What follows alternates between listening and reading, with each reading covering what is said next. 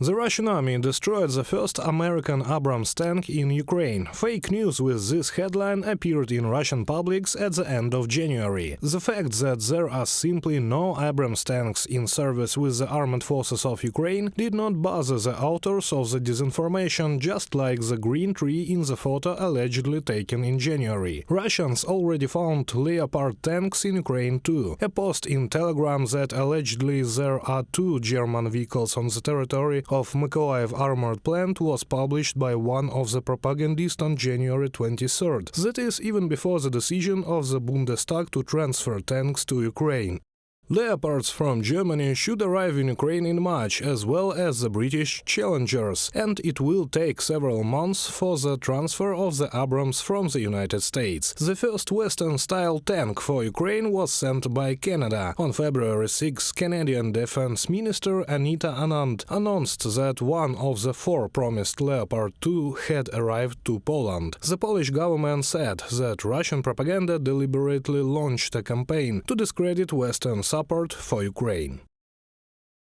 In response to the West's decision to deliver tanks, including the Leopards and Abrams, to Ukraine, Russian propaganda has launched multidirectional information warfare activities aimed at discrediting this new wave of support. Russia is using the reports about the supplies of heavy military equipment to Ukraine to solidify and give more credibility to the so-called myth of a besieged fortress, a persistent propagandist term for the threat purportedly posed by the West to Russia. Stanislav Zharin, government plenipotentiary for the security on information space of the Republic of Poland, on Twitter.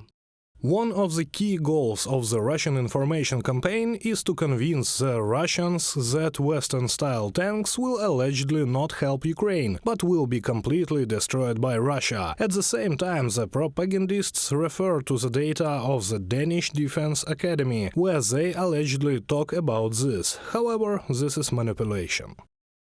In fact, the cited material does not say anything about the fact that Western tanks will not help Ukraine at all, and even more so, there are no statements that all of them will be destroyed by Russia. The Danish expert only says that their importance should not be overestimated and that they can play their role during the Ukrainian counteroffensive. This is another manipulation of the Kremlin based on an article in a foreign publication, from a publication on the website of the Stop Fake project.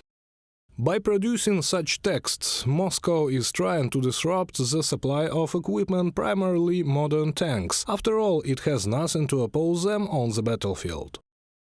It can be argued that the Russian army is not ready to counter Western armored vehicles. The only competitor for modern Western tanks remains the T-14 Armata. However, this tank is not mass-produced, primarily due to problems with engines that stall even during rehearsals for parades on Red Square. In particular, the Minister of Defense of the Russian Federation, Shoigu, recognized the production of the T-14 plant for 2022 only as a pilot industrial batch. In fact, against ultra-modern tanks, Shoigu has only T-72 and a small number of T-90, which are inferior to all models and modifications of tanks provided by the West. From a publication on the website of the Center for Combating Disinformation under the National Security and Defense Council of Ukraine.